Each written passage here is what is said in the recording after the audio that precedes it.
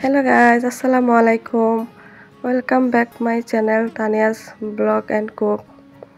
আশা করি সবাই ভালো আছো। আমি আল্লাহর রহমতে ভালো আছি। তোমাদের মাঝে আবারও চলে আসলাম নতুন একটি ভিডিও নিয়ে। আজকের ভিডিওতে আমি সারাদিন কি করি ওইটাই তোমাদের মাঝে শেয়ার করব। চলো শুরু করা যাক। এই তো ভিডিওটা সকাল থেকে শুরু করলাম। সকালে ঘুম থেকে উঠে বিছানাটা গুছিয়ে নিলাম, তারপর ফ্রেশ হয়ে বারান্দায় আসলাম। কিছু গাছ আছে এগুলো তো পানি দেওয়ার জন্য। অত বেশি গাছ নেই, কারণ বাবার জন্য রাখতে পারি না, ভালো লাগে তাই কয়েকটা গাছ রাখছি। এখন চলে যাব ছাদে কিছু সবজি আনার জন্য। এই যে কিছু বেগুন আছে গাছে, ওইগুলো চিড়ে নিচ্ছি, দুপুরে মাছ দিয়ে রান্না করব। আর অনেক বেগুন ছিল, কিছুদিন আগে নিয়ে আসছি। মোটামুটি সবজি গাছ আছে, আরও কোনো একটা নেক্সট ভিডিওতে তোমাদেরকে দেখাবো। আজকে সবটা দেখাবো না। এই যে বেগুনগুলো পেরে নিলাম, তারপর চলে যাব একটা মিষ্টি কুমড়া আছে, ওটা ছিঁড়ে নিব। ওই মিষ্টি কুমড়াটা দিয়ে ভাজি করব সকালের রুটি দিয়ে খাওয়ার জন্য। এই তো কুমড়াটা সুন্দর করে কেটে ধুয়ে পরিষ্কার করে নিলাম। তারপর দুই চুলাতে দুটো হাঁড়ি বসিয়ে নিলাম, একটাতে রুটির গায়ে করব, অন্যটাতে কুমড়াটা ভাজি করব।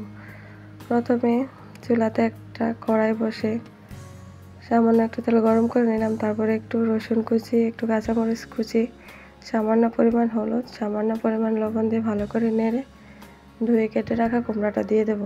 আমি কুমড়াতে পেঁয়াজ দিই না, কারণ আমার কাছে রসুন দিয়ে কুমড়া ভাজিটা ভালো লাগে। তোমরা অবশ্য ট্রাই করে দেখতে পারো, ভালোই লাগবে। এটা ভালো করে একটু নেড়ে সেড়ে মিশিয়ে দিয়ে ঢাকনা দিয়ে ঢেকে দেবো। ওইদিকে রুটির কাইটা করে নেব। তারপর রুটির কাই করা হয়ে গেলে ওটাকে ভালোভাবে মথে নিব। এই তো মথে নেওয়া শেষ। এদিকে মিষ্টি কুমড়াটাকে ঢাকনাটা উঠিয়ে একটু নেড়ে দিব, নেড়ে চেড়ে আবার ঢাকনা দিয়ে ঢেকে দিব। তারপর ওইদিকে রুটিগুলো বানিয়ে নেব। আসলে নিজের গাছে কিছু একটা ফল আসা, কোনো একটা সবজি আসা আসলে খুব আনন্দ। দেখতেও ভালো লাগে, খাইতেও ভালো লাগে। বাজারেরগুলোতে তো সার দেওয়া, এগুলোতে কোনো সার নাই, সবগুলোই জৈব সার, ভালোই লাগে। এই তো আমার কুমড়াটা হয়ে গেছে অলমোস্ট। এই যে হয়ে গেল, নামিয়ে নিলাম। তারপর চুলাতে একটা তাওয়া বসে গরম করে নিলাম। এখন রুটিটা ছেঁকে নেব। কাশতে কাশতে গলার অবস্থা খুবই খারাপ গাইস, দেখো একদম গলা বসে গেছে, কথাগুলো কেমন জানি শোনাচ্ছে। এই তো আমার রুটি বানানো শেষ। এবার যে জায়গায় রুটি বানাচ্ছিলাম ওই জায়গাটা ভালো করে ধুয়ে মুছে পরিষ্কার করে নিচ্ছি, কারণ শুকিয়ে গেলে ওঠাতে আবার কষ্ট হয়। তারপরে এই যে চুলাতে একটা তাওয়া বসিয়ে নিলাম, ওখানটাতে একটা ডিম পোস্ট করবো বাবুর জন্য। ওকে এভাবেই ডিমটা করে দিই, কারণ ওইরকম সিদ্ধ করে দিলে খেতে চায় না, আর কুসুমটা ফেলে দেয়। এই জন্য এভাবে করে দিই যেন কুসুমটাও যায়, কারণ কুসুমে তো অনেক কিছু আছে। এই তো আমার নাস্তা রেডি। নাস্তা খেয়ে তারপর চলে আসলাম কাপড় ধোয়ার জন্য। তো ওয়াশিং মেশিনে কাপড়গুলো দিয়ে নিলাম। কাপড়গুলো দিয়ে তারপর চলে যাব তরকারি কাটতে, রান্নার গোছ করতে, রান্না জোগাড় করে চলে যাব রান্না করতে, কারণ আজানের আগে রান্না শেষ করে ঝাড়ু টাড়ু দিয়ে শেষ করতে হবে। এই তো চলে এলাম চুলায় রান্না করতে। একটা চুলায় ভাত বসিয়ে দিলাম, আর একটা চুলাতে মাছ দিয়ে এই যে ছাদ থেকে ফিরে আসা বেগুনগুলো দিয়ে রান্না করব। আমি আজকে বেগুন দিয়ে টমেটো দিয়ে একসাথে রান্না করব। তোমরা কি কেউ কখনো বেগুন দিয়ে টমেটো দিয়ে একসাথে রান্না করে খেয়েছো কিনা জানিও, আমার কাছে খুবই ভালো লাগে এভাবে বেগুন দিয়ে টমেটো দিয়ে রান্না করে একসাথে খেতে। যেই মাছই হোক, যে কোনো মাছ দিয়ে ভালো লাগে। প্রথমে আমি মাছগুলোকে ভেজে নিলাম, তারপরে বেগুনগুলো ভেজে নিব, তারপর টমেটোটা ভেজে নেব। টমেটো একটু অল্পই দিচ্ছি, কারণ বেগুনের পরিমাণ অল্প। আসলে দুইজন মানুষ খাবো তো, এই জন্য একটুকুই যথেষ্ট। আমার শাশুড়ি, আমার ননসার বাড়িতে আছেন, আর আমার হাজব্যান্ড ব্যবসার কাজে বাইরে থাকে। আমার শ্বশুর, আমি আর আমার বাবুটা আছে, দুইজনের এটা চলে যাবে। আর আমাদের দৈনন্দিন থাকে একটা তরকারি, একটা ডাল, একটা ভাজি। তো যেহেতু মানুষ অল্প, ডালটা খাওয়া হয় না, এই জন্য আজকে ডাল রান্না করবো না। এই যে একটু তরকারি রান্না করতেছি, বেগুন তরকারি, আর একটু করলা ভাজি করব, ওইটা দিয়ে শ্বশুরবাবু খেয়ে নিব।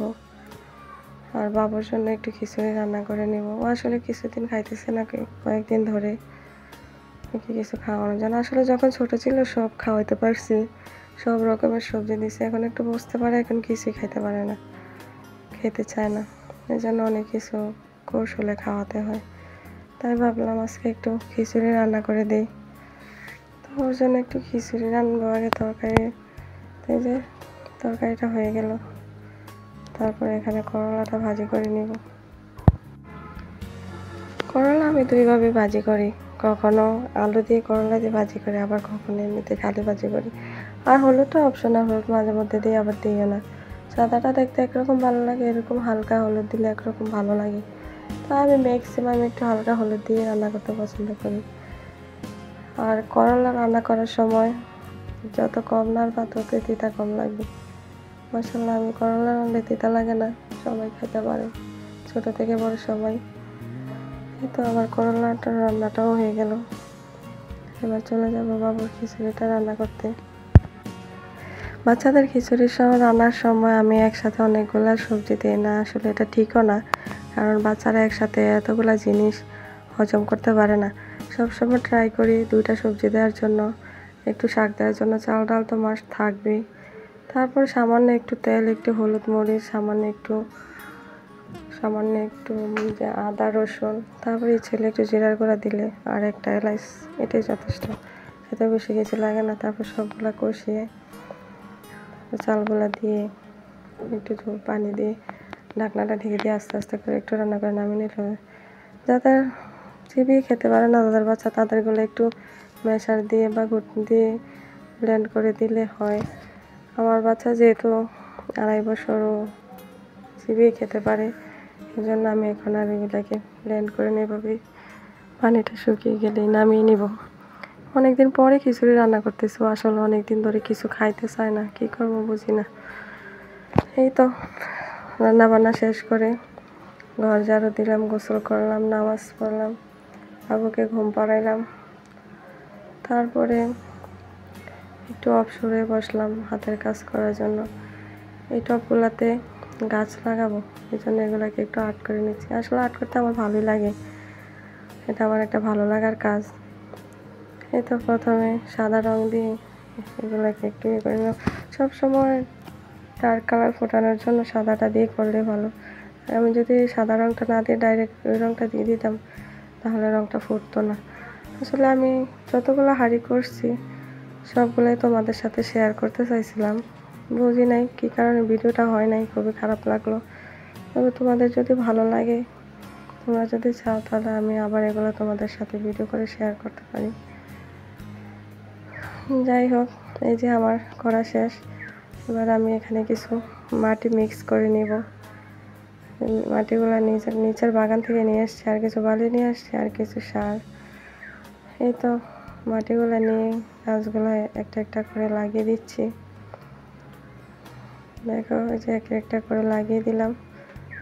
এখন আমার গাছগুলো লাগানো অলমোস্ট কমপ্লিট। এখন আমি এগুলো জায়গায় জায়গায় সেট করে নিব। কোথায় কোথায় রাখছি এটা আরও একটা ভিডিওতে দেখাবো। এই যে আমার জুনিয়র মালিক, সেও করবে আমার সাথে, খুব আনন্দ সহকারে ওইটা লাগাইছে। ও যে এত কাজ বাড়ায়। এই তো এখানে এই কাজটা শেষ করে চলে গেলাম ছাদে। অনেকদিন ধরে ছাদের ঘাসগুলো পরিষ্কার করা হয় না, আজকে ঘাসগুলোকে পরিষ্কার করে দেব।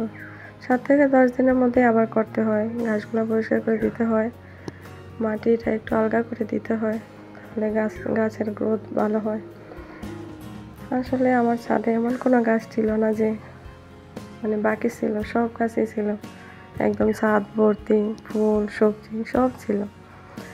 কিন্তু বাচ্চা হওয়ার পরে অত একটা যত্ন নেওয়া হয় না, আসলে সব কিছুতেই যত্ন কোনো কিছু হয় না। এই যে দেখো, আমার এরিনিয়াম গাছে ফুলের কলি চলে আসছে, কিছুদিন পরে ফুল আসবে, আসলে সেটা তোমাদেরকে অবশ্যই দেখাবো।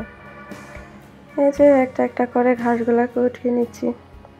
গাছগুলো উঠানো শেষ হয়ে গেলে গাছগুলোতে একটু পানি দিয়ে নেব। তো গাছে পানি দেওয়া শেষ হলে নিচে চলে যাব।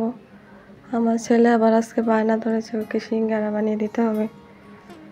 দেই যখন যা বায়না ধরে বানিয়ে দেয়। আসলে দোকানের কোনো কিছু খাওয়ার থেকে বাসায় বানিয়ে দেওয়া ভালো।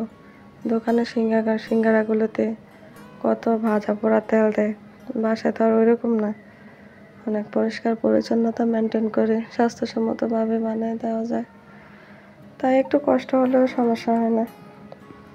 এই তো সিঙ্গারাগুলোকে বানিয়ে নিচ্ছে। প্রথমে ডোটা করে নিলাম, তারপরে কিছু আলু কেটে নিলাম, তারপরে তো সামান্য কিছু মশলা, আদা রসুন, হলুদ মরিচ, একটু পাঁচফোড়ন, একটু জিরার গুঁড়া, কাঁচামরিচ, তারপরে পেঁয়াজ কুচি এগুলো দিয়ে আলুগুলোকে পানি ছাড়া ঢেকে দিয়ে অল্প আছে ঢেকে নিয়ে সিদ্ধ করে নিলাম।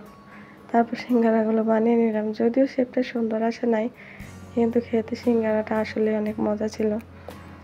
তোমরা চাইলে ট্রাই করতে পারো, বললে রেসিপিটা আলাদা করে দিয়ে দিব। আসলে অনেক মজা হয়েছে, আমার ছেলে পছন্দ করছে, ওর পছন্দ হয়েছে, এটাই ভালো লাগছে। তো সিঙ্গারাগুলোকে এক এক করে বানিয়ে নিচ্ছি। আসলে শেপগুলো ভালো আসে নাই, ওদের মতো তো আর পারি না, নিজে যেটুকু পারছি ওরকম করছি। আমি মোটামুটি অনেকগুলো সিঙ্গারাই বানাই নিছি, কারণ আমি জানি আমার ছেলে আবার বানা ধরবে খাওয়ার জন্য। তাই এখন কিছু ভেজে নিব আর কিছু ফ্রিজিং করে রেখে দিব, যখন চাইবে তখন একটু একটু করে নামিয়ে যাতে ভেজে দিতে পারি, খেতে পারে। তারপর চুলাতে একটা হাঁড়ি বসিয়ে তেল গরম করে নিয়ে সিঙ্গারাগুলোকে দিয়ে দিলাম। অল্প আছে আস্তে আস্তে করে ভেজে নিলাম। এই তো আমার সিঙ্গারাগুলো ভাজা হয়ে গেল, সেখানে খাওয়ার জন্য দাঁড়িয়ে আছে। এই যে বাকি সিঙ্গারাগুলোকে আমি একটা ট্রেতে নিয়ে ফ্রিজে রেখে দেবো একটু বরফ জমার জন্য। আসলে চাইলে এমনিতেও ডাইরেক্ট রাখতে পারো, আর এরকম করে একটু বরফ জমিয়ে রাখলে কি হয়, একসাথে সবগুলো রাখলে লেগে যাওয়ার ইয়ে থাকে না। যেখানে ইচ্ছে সেখানে রাখতে পারো, ছিল বক্সে রাখতে পারো, ইচ্ছেগুলো এরকম করে পলিথিনে করে রাখতে পারো। এই যে সে আমাকে সাহায্য করতেছে, কারণ সে এখন আবার খাবে, বায়না করবে, এই জন্য। চাটা রেখে বাকিগুলো ফ্রিজে রেখে দেবো। তারপর রাতের খাবার দাবার শেষ করে নেব। রাতের খাবার দাবার শেষ করে, একটা বিড়াল আছে, ও রাতে এসে খাবারের জন্য চিল্লায়, তো ওর জন্য খাবারগুলোকে বাইরে দিয়ে আসবো। এই তো আজকের ভিডিওটা এই পর্যন্তই। পুরো ভিডিওটা দেখার জন্য সবাইকে ধন্যবাদ। সবাই ভালো থেকে সুস্থ থেকো আর এভাবে আমার পাশে থেকো। আল্লাহ হাফেজ।